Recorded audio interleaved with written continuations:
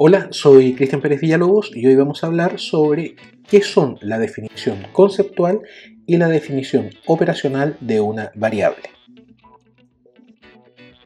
Habitualmente, cuando construimos un instrumento, parece que tenemos bastante claro qué es lo que queremos medir, pero en la práctica esa idea, que a todos nos parece súper bien definida, está mucho menos definida de lo que realmente creemos y realmente tenemos bastantes dudas o algunas ambigüedades en la conceptualización de la variable, principalmente porque no nos hemos detenido a buscar la definición de la misma. A veces porque es un constructo totalmente nuevo y no hay definiciones tan claras al respecto, o a veces, lo otro que suele pasar también, es que el constructo es bastante viejo, pero distintos investigadores lo han definido de distintas formas y a veces usan la misma palabra para referirse a constructos totalmente diferentes. Por eso es importante que antes de partir construyendo un cuestionario o incluso diseñando una pregunta, tengamos súper claro la definición de la variable. Y hay dos niveles en la construcción de esta definición. El primer nivel es el de la definición teórica y el segundo nivel es el de la definición operacional. La definición teórica establece qué entendemos por la variable, es como la definición de la RAE. Y la definición operacional tiene que ver con qué procedimientos vamos a usar para observar la variable, o sea, cómo la observamos. La definición teórica también se llama definición conceptual, definición teorética, y busca delimitar la variable, o sea, establecer qué es lo que entendemos como parte de la variable y qué no es parte de la variable. Y aquí hay algo súper importante. Esa delimitación tiene que ver con una comunidad de investigadores y teóricos que han decidido darle un nombre a un fenómeno en particular que no tiene una delimitación per se, es una elección de la comunidad. Por lo tanto, distintas comunidades teóricas o distintas comunidades de especialistas pueden darle un nombre distinto a la variable o incluso pueden situar distintos límites para la variable. Puede que no necesariamente coincidan en qué es lo que entienden porque al venir de campos teóricos diferentes pueden pensar el fenómeno de distinta manera. Esta idea de pensar que una cosa es así porque solamente es así y hay una sola forma de verlo, no es realmente científica. Esto tiene que ver con un desarrollo teórico que lleva años, con desarrollo de investigaciones sobre el tema que también llevan años y que uno debería leer para entender básicamente qué variable quiere construir. La definición operacional, en tanto, detalla los indicadores empíricos de una variable, las manifestaciones, procedimientos o acciones que nos permiten observar la variable y saber en qué nivel está. Si medimos una variable cualquiera, por ejemplo el aprendizaje, si queremos saber cómo un alumno ha aprendido ya y si está en un nivel de aprendizaje alto o aprendizaje bajo, tiene que ver con aquellos procedimientos que nos van a permitir diferenciar entre el que tiene aprendizaje alto del que tiene aprendizaje bajo. Veamos un ejemplo. Cuando entendemos el maltrato académico, hay ciertos elementos básicos de su definición que van a ser los límites de la variable. Por ejemplo, el maltrato académico es una conducta observable que genera daño físico o psicológico en las personas, por eso es maltrato, si no sería cualquier tipo de comportamiento, es innecesaria para el aprendizaje, porque estamos hablando de maltrato académico, ¿cierto? En una situación de aprendizaje, y que se basa en asimetrías, ya sea reales o simbólicas de poder. Eso vamos a entender por maltrato, y esto nos permite entender qué es, pero también nos va a ayudar a diferenciarlo de lo que no es. Por ejemplo, hay conceptos como el prejuicio, el corregir a una persona, el tener una acción abrupta o la pelea, que uno de nosotros podría pensar que tienen que ver con el maltrato, y sí tienen que ver, pero no son parte del constructo, no son el maltrato en sí mismo. Y la definición nos ayuda a ver las diferencias. En primer lugar, ¿por qué el prejuicio no es maltrato? Porque el prejuicio tiene que ver con las creencias y las emociones negativas asociadas a un grupo en particular. No tiene que ver con conductas observables. Las conductas están asociadas al prejuicio, sí, pero son constructos diferentes. El prejuicio no es parte del maltrato, es una variable asociada. Podemos corregir a un alumno y decirle que se equivocó. ¿Es maltrato? No, si no genera daño físico o psicológico. Si yo hago esta corrección y le digo porque lo hace porque es tonto, porque le faltan competencias o lo hago humillándolo frente al resto, ahí se convierte en maltrato. La corrección en sí misma no lo es.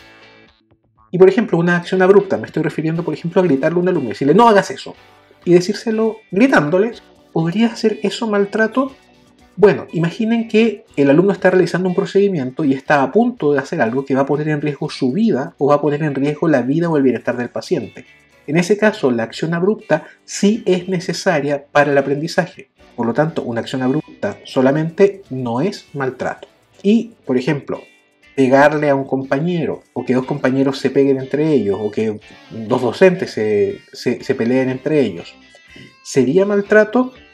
Pues la verdad es que específicamente la pelea, aunque es una forma de violencia, no es maltrato porque la pelea se da entre iguales.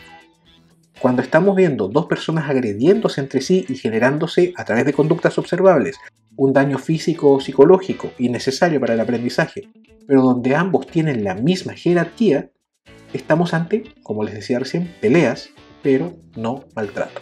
Ahora, a partir de esto, nosotros podemos construir una definición de maltrato y entenderlo como conductas observables que ocurren en una relación académica, generando daño físico o psicológico en el otro, sustentándose en asimetrías reales o simbólicas de poder y que son innecesarias para que el proceso de aprendizaje ocurra.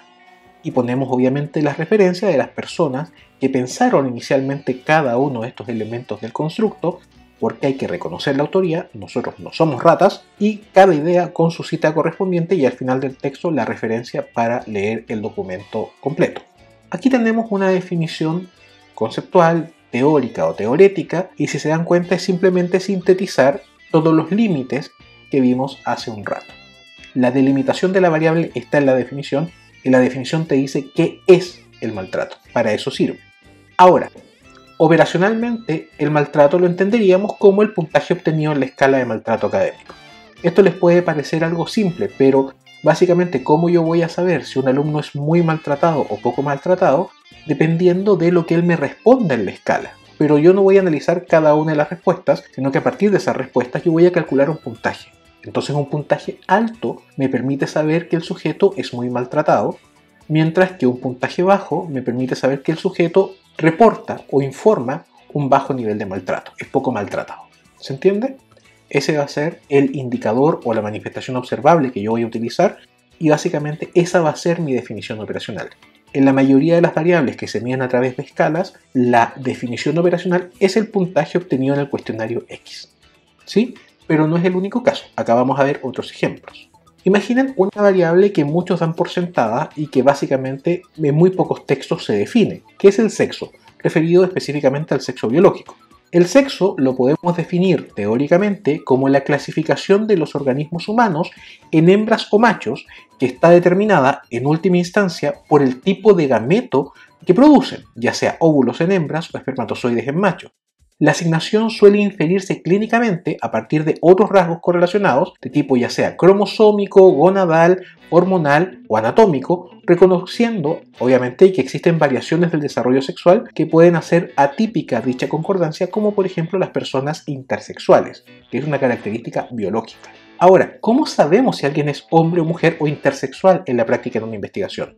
La forma probablemente más precisa sería a través de un cariotipo, pero básicamente nosotros no vamos a ver el cariotipo, sino que vamos a ver el resultado del informe del cariotipo.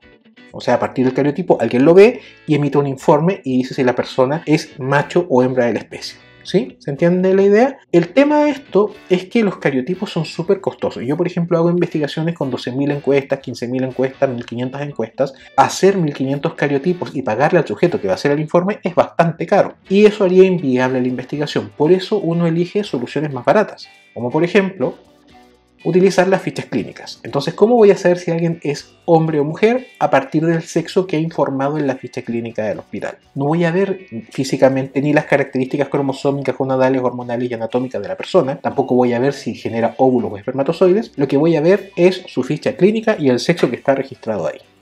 Eso se suele hacer en investigaciones en centros de salud cuando uno trabaja con las bases de datos, pero en investigaciones con encuestas uno habitualmente no tiene otra información del sujeto más que la encuesta en sí misma. Entonces, ¿cómo sé si alguien es hombre o mujer? Dependiendo del sexo que él ha informado en la encuesta.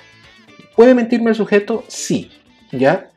¿Puede tener una visión que no calce con las alternativas que yo le doy? También. Puede ser que el sujeto tenga claro qué sexo tiene que reportar, vea la alternativa y al irla a marcar se equivoque, también puede ocurrir y todo eso va a afectar la calidad del dato. Por eso, obviamente hay indicadores que son de peor calidad y las definiciones operacionales por lo tanto tienen más falencias, y hay otros indicadores que son de mayor calidad.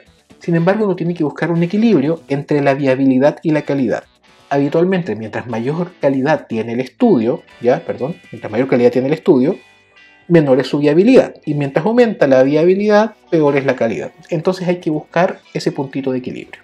Veamos otro ejemplo que también parece fácil, la edad.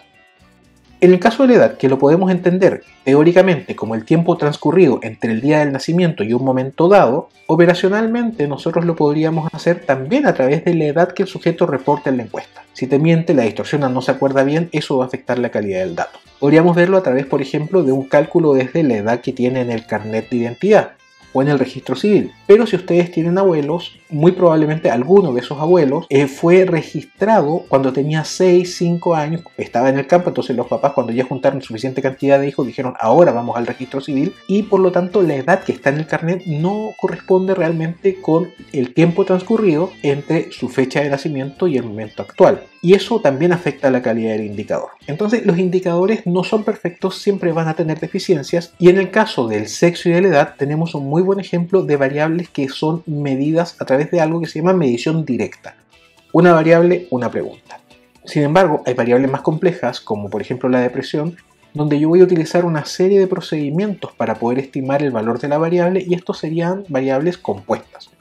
Por ejemplo, la depresión se define como un trastorno mental caracterizado por estado de ánimo deprimido y pérdida marcada de interés o placer, que se define como anedonia, acompañado de síntomas cognitivos, físicos y emocionales, por ejemplo, alteraciones de sueño o apetito, fatiga, dificultad para concentrarse, ideas de muerte, que persiste la mayor parte del día, casi todos los días, durante al menos 2 semanas.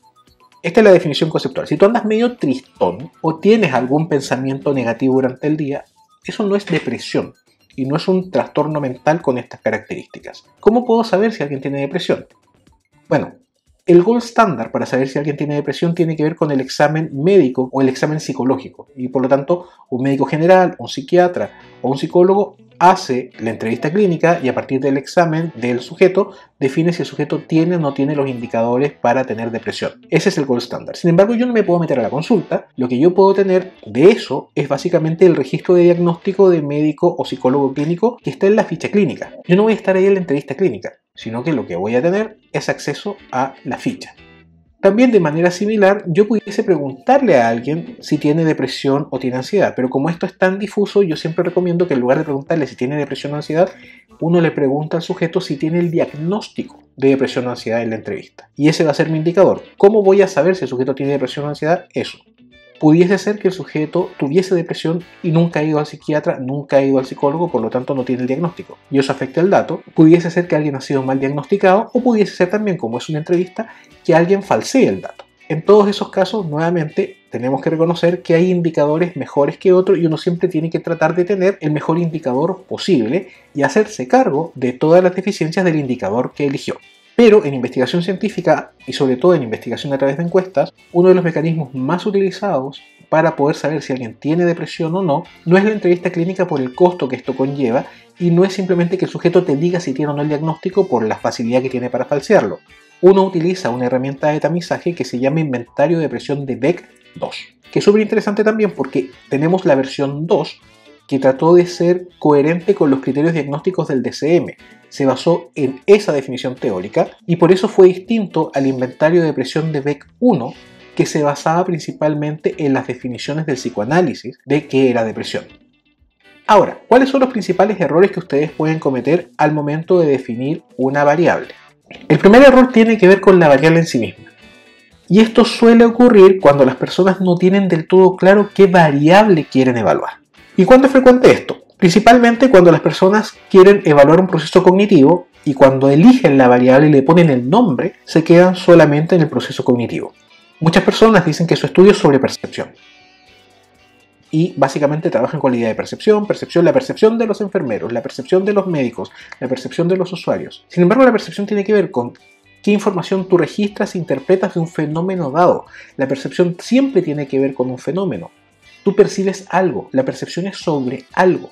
Más allá de quiénes tienen la percepción, tú tienes que saber qué es el objeto percibido.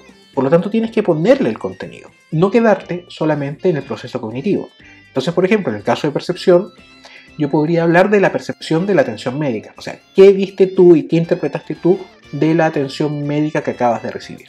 Por eso es importante que siempre los procesos cognitivos como actitudes, percepciones, expectativas, etc. vayan con el apellido. ¿Cuál es el objeto de ese proceso cognitivo? Y también el otro problema tiene que ver con confundir el proceso cognitivo. Tú quieres evaluar algo, pero estás utilizando otro concepto. Por ejemplo, expectativas, aspiraciones, percepción, evaluación, actitud.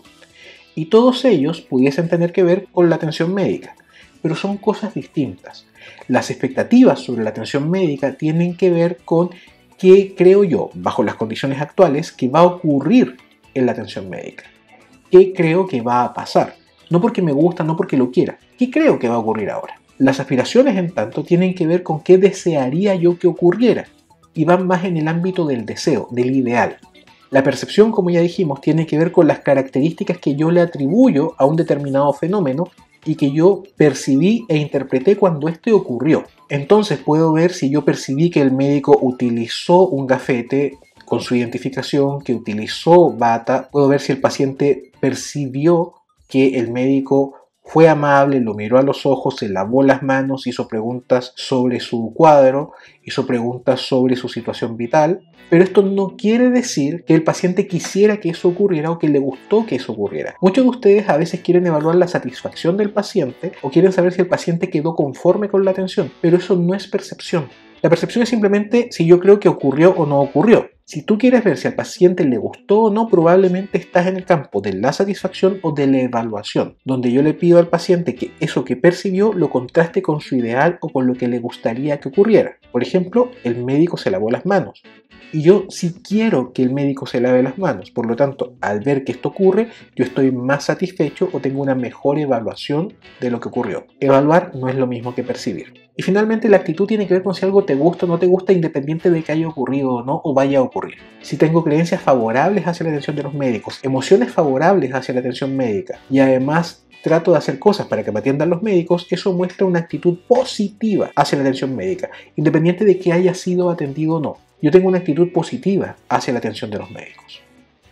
Otro problema con la variable tiene que ver con no regular su especificidad, y acá se lo voy a explicar. Por ejemplo, es distinto querer medir el maltrato académico, el maltrato que ocurre en las relaciones formativas, que tratar de medir el maltrato académico en la formación universitaria, donde yo necesariamente voy a tener que conceptualizar mejor cuáles son las relaciones académicas y las conductas académicas que ocurren en la universidad y que no ocurren en secundaria y que no ocurren en primaria. De hecho, el maltrato en primaria o en secundaria, en enseñanza básica o media, va a quedar fuera del espectro de mi estudio, porque yo estoy siendo mucho más específico. Pero el maltrato académico en la formación universitaria es distinto al maltrato académico en la formación de profesionales de la salud y es distinto al maltrato académico en la formación de pregrado en medicina. Cada vez estoy estrechando más el foco y cada vez las manifestaciones de lo que voy a entender por maltrato van a ser distintos. Porque cuando estoy hablando de carreras de la salud, ya el componente de la formación clínica, de las habilidades clínicas, las instancias formativas con simulación, las instancias formativas en campos clínicos y en atención de pacientes van a ser más frecuentes. Y toda la atención de pacientes va a ser mucho más específica si me concentro en la atención del médico y no en la del odontólogo, la de la enfermera o la del tecnólogo médico, que son distintas. Y finalmente, si me focalizo en el maltrato académico en la formación de internos de medicina, ya saco absolutamente todo lo que tiene que ver con el maltrato en el recinto universitario, porque la formación del interno de medicina ocurre en los recintos de salud. Por lo tanto, me voy a tener que centrar más en las interacciones en campos clínicos. ¿Dónde me quedo? ¿En el maltrato académico acá arriba o me quedo en el maltrato de la formación de internos de medicina? Me gustaría decirles que hay una respuesta única para esto, pero la verdad es que no. Si tú te quieres quedar aquí en el maltrato académico en general o te quieres quedar aquí en el maltrato académico de la formación de internos de medicina, eso va a depender de para qué quieres usar la medición. Y hay riesgos en tomar ambas decisiones. Si yo quiero capturar exactamente lo que ocurre en la formación de internos de medicina, mi opción es la de abajo. Y voy a tener que definir el constructo para capturar esa especificidad y las preguntas de mi medición o los reactivos de mi medición van a tener que ser súper específicos para capturar eso. Sin embargo, si alguien quiere usarlo después, por ejemplo, en la formación de enfermeras, de odontólogos o en la formación, por ejemplo, de alumnos de primer año de medicina, no va a poder usar el instrumento y esa definición no le sirve porque está definida para un nivel distinto. La especificidad hace que la transferencia de tu definición y de tu cuestionario sean limitadas. Por otro lado, si yo quiero un instrumento que puedan usar todos y que permita comparación entre distintas carreras, distintos niveles formativos y distintos contextos geográficos, probablemente quiero una definición mucho más amplia. ¿Cuál es el problema de eso? Que a veces tu definición es tan amplia y tu instrumento es tan genérico que no captura las especificidades que realmente quieres medir. Por lo tanto, hay que tener cuidado y siempre esta decisión de en qué nivel me quedo tiene que estar de la mano con para qué quiero usar la medición. Y como siempre podemos cometer errores, hay otro tipo de error que está asociado a cómo yo defino el fenómeno. Y el error más frecuente que encuentro acá es que mucha gente trata de ponerme la definición del fenómeno, pero habla de él sin definirlo. ¿Cómo puede ocurrir eso?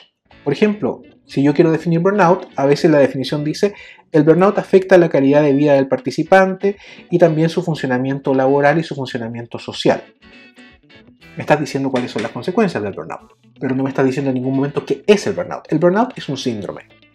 Definir el burnout sería decir, el burnout es un síndrome que se caracteriza por agotamiento emocional, despersonalización y falta de realización personal. Ahí estoy definiendo el fenómeno porque estoy diciendo qué es. Otras personas me dicen, la depresión es común, pero al decir que es común no me estás diciendo qué es lo común. ¿Qué es la depresión?